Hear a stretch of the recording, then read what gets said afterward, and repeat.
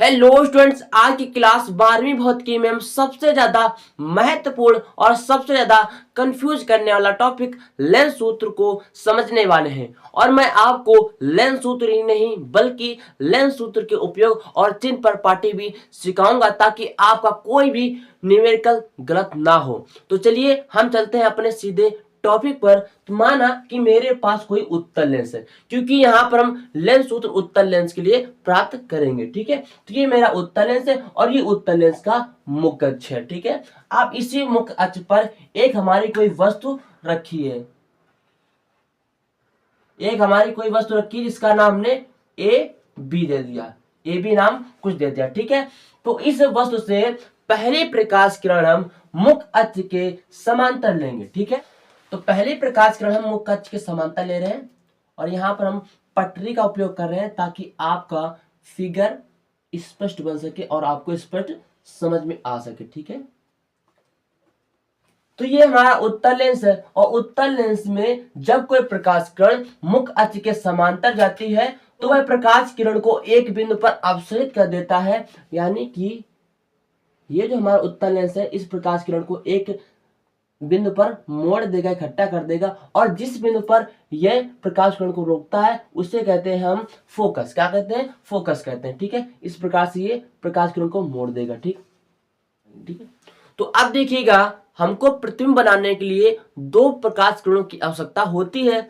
तो हम जो दूसरी प्रकाश किरण है इसके हम ऑप्टिकल सेंटर यानी प्रकाशिक केंद्र ओ से लेंगे। ये हमारा इसका प्रकाशिक केंद्र ओ है। ठीक है, तो दूसरी प्रकाश किरण हम इसके प्रकाशिक केंद्र से गुजारेंगे। तो इस प्रकार से हम प्रकाशिक केंद्र से दूसरी प्रकाश किरण लेते हैं।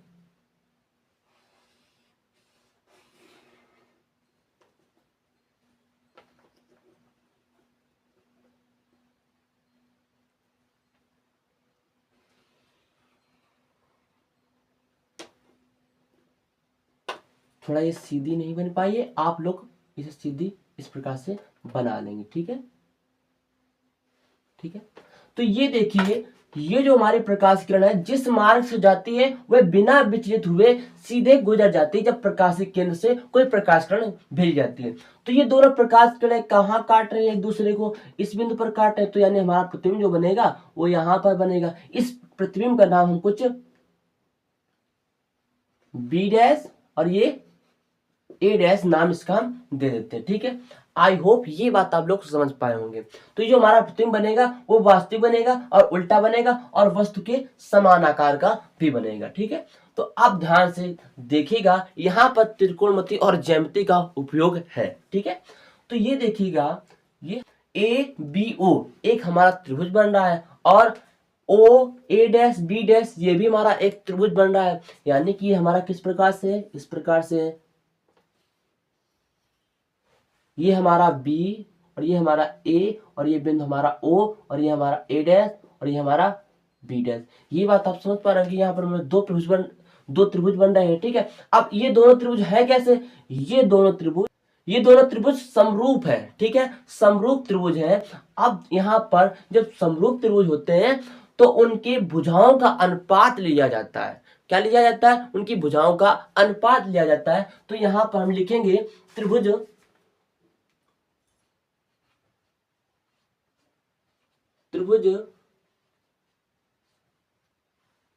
ए बी ओ, त्रिभुज ए बी ओ समरूप है किसके?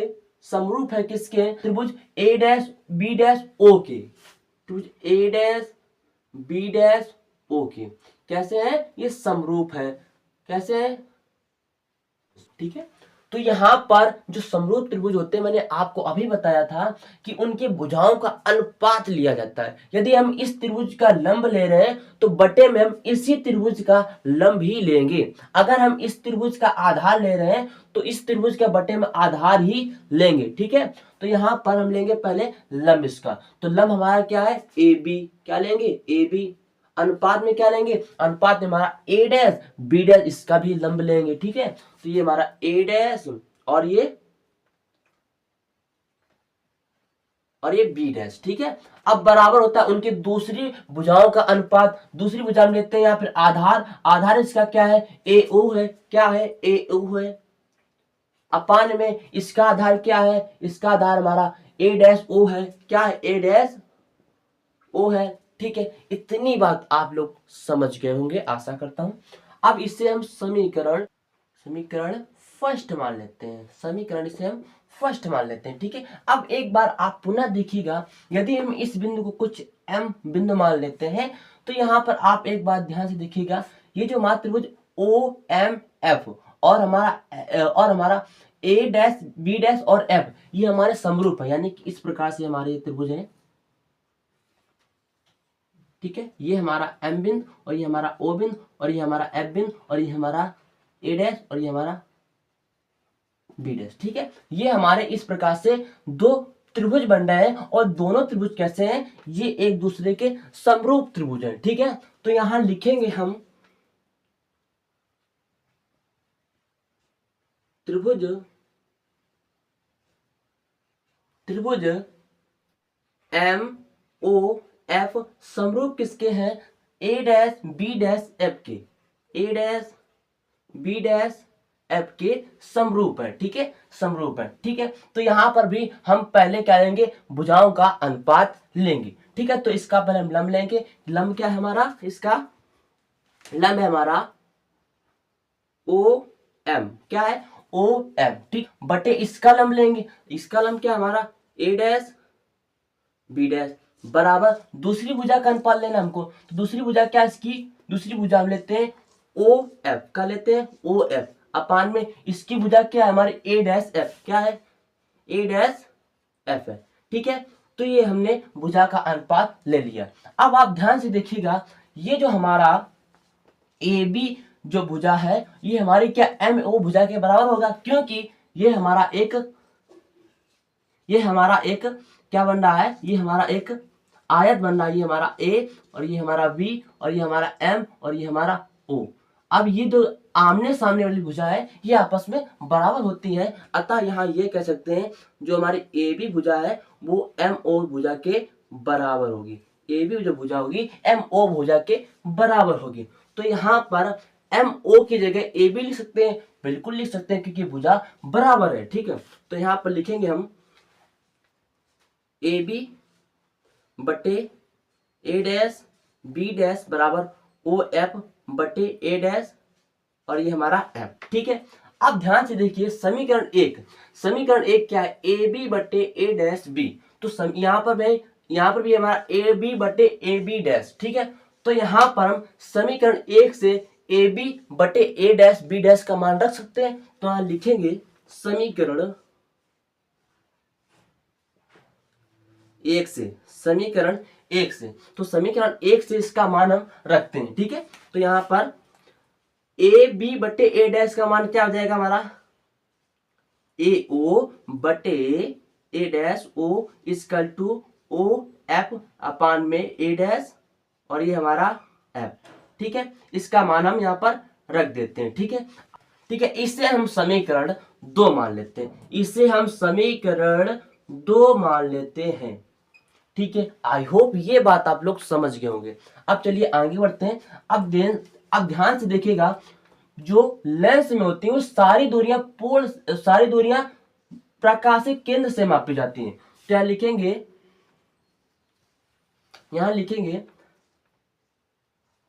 लेंस में सारी दूरियां प्रकाशिक केंद्र से मापी जाती है ना, मापी जाती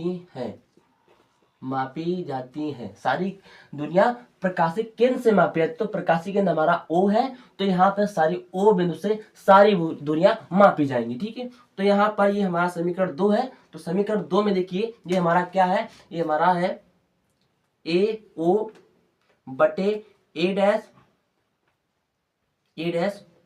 ओ बराबर ये हमारा ओ एफ और ये हमारा ए डैश एफ, ये है ना। ठीक है, आप ध्यान से देखिएगा, ये ओ ए, ये हमारा ओ ए क्या है, ये हमारा प्रकाशिक केंद्र से वस्तु की दूरी है, और वस्तु की दूरी को हम क्या लिखते हैं, वस्तु की दूरी को हम लिखते हैं, यहां पर लिखेंगे वस्तु की दूरी, वस्तु की दूरी को हम लिखते हैं यहां पर u, क्या मानते हैं u, और प्रतिबिंब की दूरी को हम मानते हैं प्रतिबिंब की दूरी, प्रतिबिंब को दूरी को हम v लिखते हैं, और जो फोकस दूरी होती है, फोकस दूरी, उसे हम क्या लिखते हैं, उसे हम f लिखते हैं। ठीक है, f लिखते हैं। तो हमारा ए ओ क्या है, ये हमारी वस्तु की दूरी है, और वस्तु की दूरी को हम u लिखेंगे।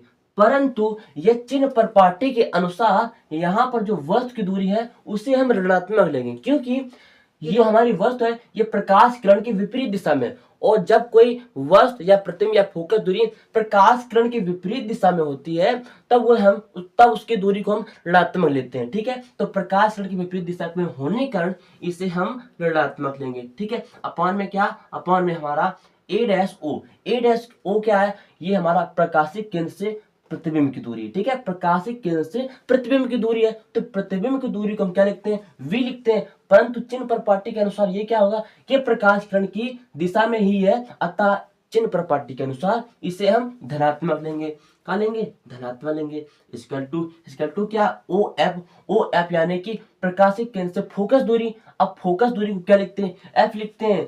अब लेकिन यह भी प्रकाश किरण की दिशा में ही, तो इसे भी हम धनात्मक लेंगे। ठीक है, धनात्मक हमने एफ ले लिया।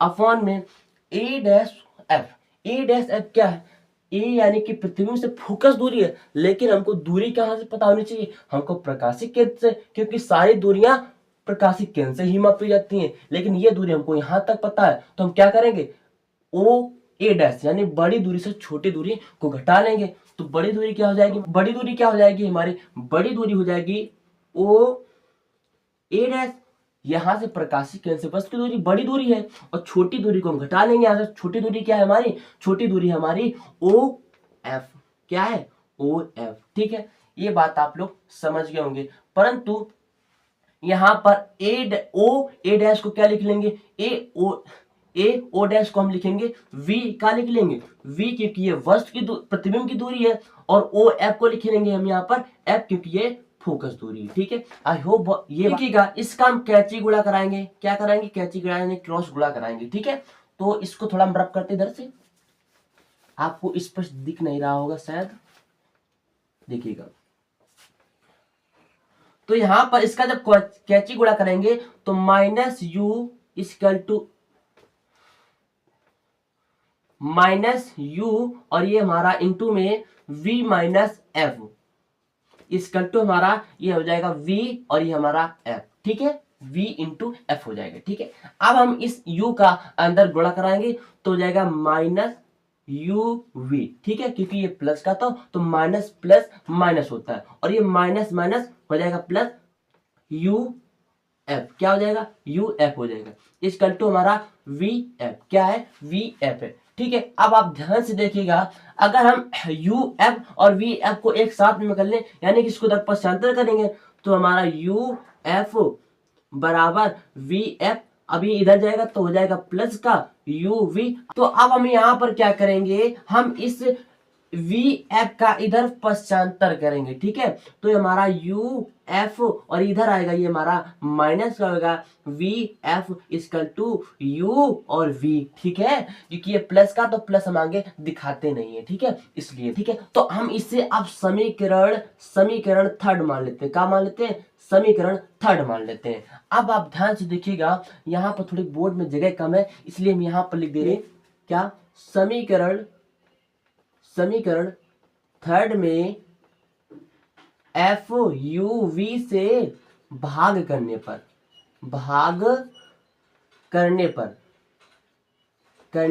तो समीकरण थर्ड में हम किसका, एफ यू वी का भाग करेंगे, तो ये हमारा लिखेंगे यू एफ बटे हमारा एफ यू वी, क्योंकि हम दोनों पक्षों पर भाग करेंगे। ठीक है, तो हमारा ये माइनस वी एफ अपॉन में क्या हो जाएगा, अपॉन में हमारा F U V equal to ये हमारा यू वी अपॉन में क्या हमारा एफ यू वी, ठीक है।